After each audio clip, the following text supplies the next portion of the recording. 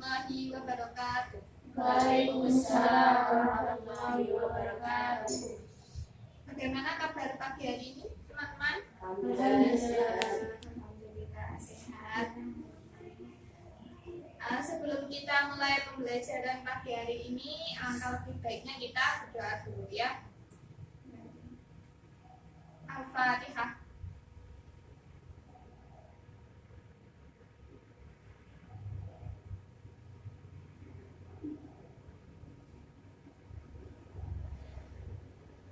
Hari ini ada yang nggak masuk nggak? Atau masuk semua? Jangan dulu ya. Banyak ya yang nggak masuk ya.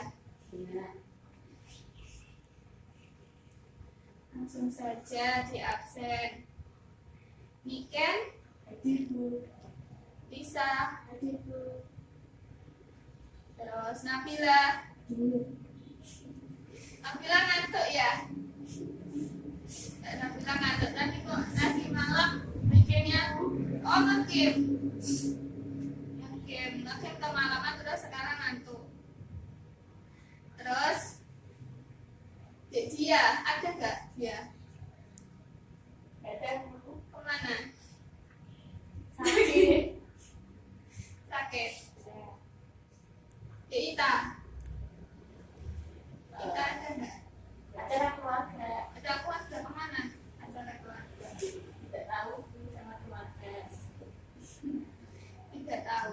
Umi. Hadir. Oke, kita langsung saja ya. Kemarin ada yang ingat nggak kita bahas apa? Tentang dinasti dinasti Umayyah, kejayaan Islam. Ada yang ditanyakan nggak dari materi yang kemarin? Ada. Belum ya, udah paham ya? Kejayaan Islam. Kejayaan Islam ada dinasti apa saja? Umayyah, terus Abbasiyah.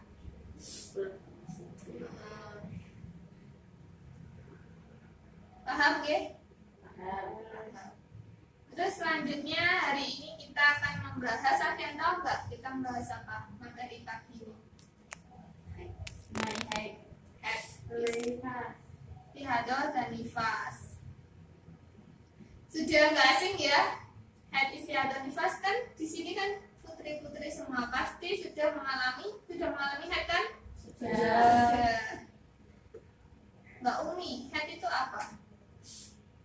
Keluarnya darah dari wanita ketika sudah berusia mulai dari 9 tahun. Baik dari 9 tahun, betul sekali.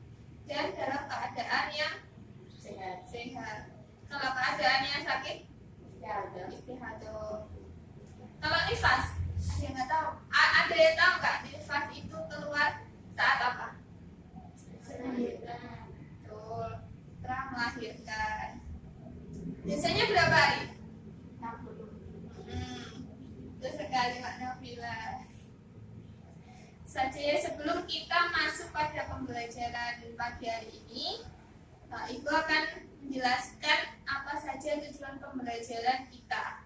Yang pertama, meyakini syariat Islam tentang adanya haid, istihadah, dan nifas. Jadi agar kita tahu ada ketentuan ketika mengalami haid, istihadah, dan nifas. Kemudian yang kedua, menyebarluaskan syariat Islam tentang haid, istihadah, dan nifas. Ini tentang menyebarluaskan ilmu-ilmu tentang mengenai pengetahuan haid, istihadah, dan nifas. Nah, waktunya, terus larangan-larangan dan apa saja yang harus dilakukan ketika haid, istihadah, dan nifas. Kemudian menjadi teladan atau sikap peduli terhadap perempuan, terutama ibu yang melahirkan.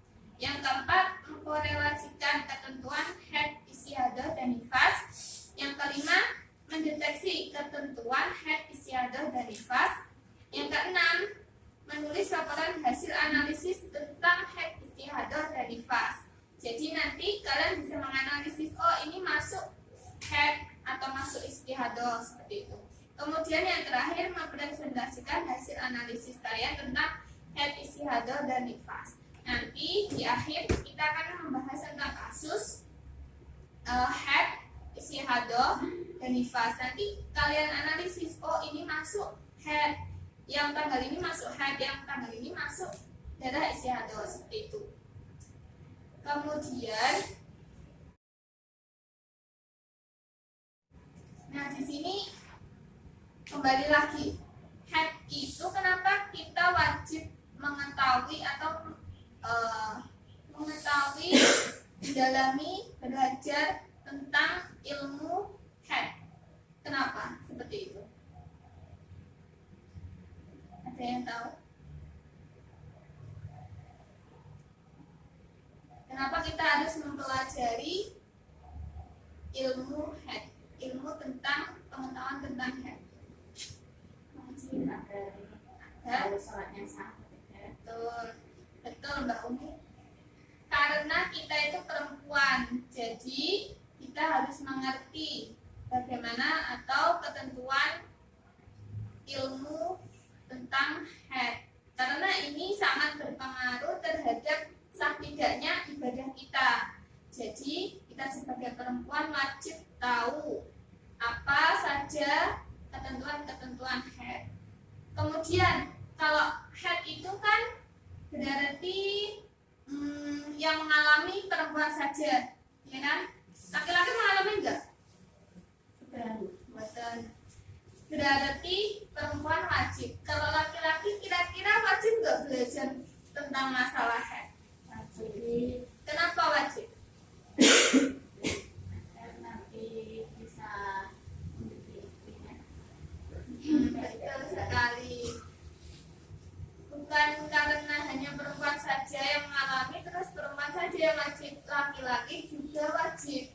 Karena nanti laki-laki sebagai imam, laki-laki sebagai pembimbing istrinya, nanti juga harus tahu, oh istrinya ini haid, ini istihadah. Sehingga ketika kebetulan istrinya belum terlalu paham tentang haid dan istihadah, sang suami bisa mengajarkan atau membimbing sang istri. Gini loh, haid yang waktunya haid itu yang ini, waktunya istihadah ini. Jadi tidak terjadi kebingungan seperti itu. Jadi laki-laki dan perempuan wajib mempelajari ketentuan-ketentuan haid, istihadah dan nifas. Nah, dari zaman Rasulullah sendiri sudah ketentuan-ketentuan haid, istiadah dan nifas ini sudah dibahas.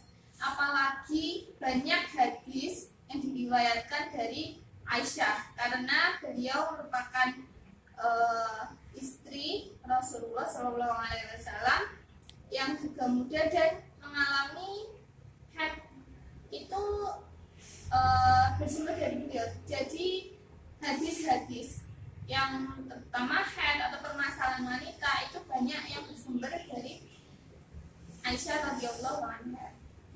Ada satu hadis riwayat Bukhari dan Muslim yang berbunyi alaisa idza habat al-mar'atu lam tusalli wa lam tasum. Yang artinya, bukankah ketika wanita mengalami menstruasi dia tidak sholat dan tidak pula puasa. Seperti itu. Jadi ketentuan di sini bisa dijelaskan bahwa ketika haid itu tidak boleh apa saja. Salah satunya sholat dan puasa. Sebelum masuk lebih dalam, ibu mau beri apa ya, sebuah game tapi belajar ya. Nah di sini ada 6 gambar mawar. Teman-teman bisa memilih salah satu gambar. Nanti salah satunya apa nanti kita jelaskan di belakang seperti itu. Jadi pilih salah satu gambar. Mulai dari Mbak Risa. Ayo pilih salah satu gambar yang mana? A. Pilih yang A. Terus Mbak Umi? F. Terus Mbak Niken? C. Terus Mbak Nabila? D. Sudah ya, kita masuk. Berarti tadi Mbak Risa pilih yang A, Umi pilih yang F, terus Mbak Niken pilih yang C, terus Mbak Nabila pilih yang B.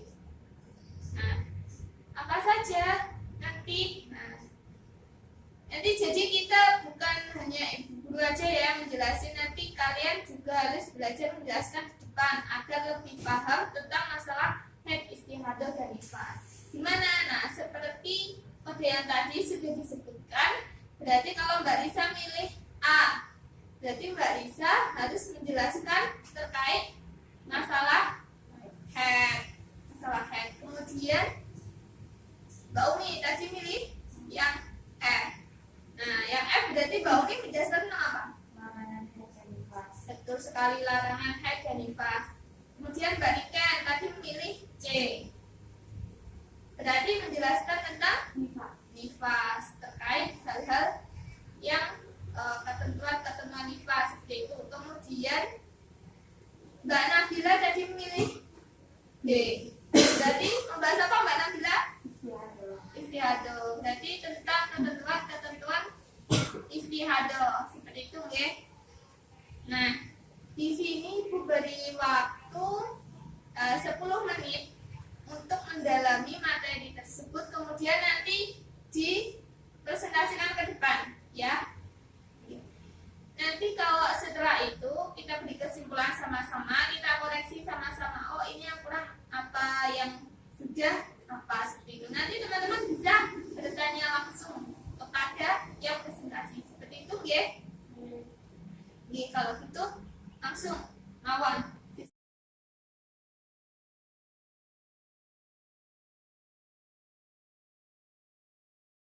Mana diskusinya teman-teman? Sudah paham kan? Sudah. Atau perlu ada yang dipertanyakan lagi? Betul. Langsung saja ya kalau gitu. Ibu Iya. yang bertanya. Kalau teman-teman sudah paham, ibu yang pertama bertanya. Nah, di sini ada gambar, ada tabel menjelaskan tanggal 1 sampai tanggal 18. Nah, tanggal 1 sampai 3 itu keluar darah haid. Kemudian tanggal 4 sampai 15 berarti itu berapa hari? Tanggal 4 sampai 15. 12. Oke. Kita hitung ya. 1 2 3 4 5 6 7 8 9 10 11 12. Betul. 12 hari itu tidak keluar darah atau kita anggap suci gitu ya. Kemudian 16 sampai 18 itu keluar darah lagi. Itu masuk darah apa? Istihadah. Kenapa bisa masuk darah istihadah? Nggak bisa. Karena sucinya kurang dari 12 hari. 5. Mbak Umi mungkin bisa menambahi. Karena masa sucinya masih 12, harusnya kan 15 hari. Oke. Mungkin Mbak Nabila ada tambahan pendapat? Monggo. Pembuatan ini harus berpendapat, kan tadi sudah paham kan semuanya? Nah, sudah paham semuanya, Ibu bertanya. Nah, tanya. Mbak Nabila, kenapa tadi?